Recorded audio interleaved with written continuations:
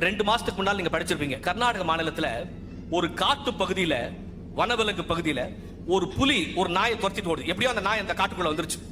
இந்த புலி அந்த நாயை துரத்திட்டே போகுது, வேகமா ஓடுது.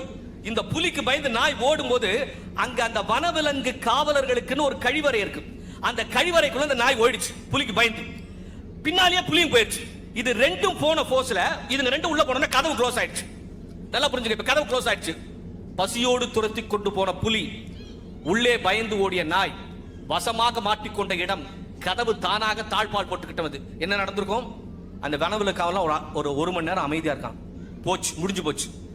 ஒரு 1.5 மணி நேரம் கழிச்சு கதவை திறந்து பார்த்தா நாய் ஒரு மூலையில ஒதுங்கி கிடக்குது. புலி பயந்து அப்படியே மயங்கி கிடக்குது.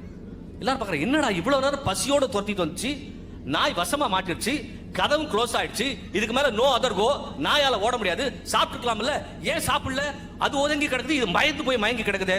அப்ப வனவிலங்கு ஆய்வாளர்கள் சொல்றான், சார் ஓப்பன் காட்டுல புலி வீரமா வேட்டையாடும், ஒரு 4 செவுத்துக்குள்ள போய் நம்ம எங்கேயோ மாட்டிட்டோம்னு நினைச்சா புலிக்கு பயம் வந்துடும். அதுக்கு மேல அதனுடைய இயல்பான ஆற்றல் போயிடும். மனதில் பயம் வந்து விட்டால் புலி கூட நாயிடம் தோற்று போய்விடும்.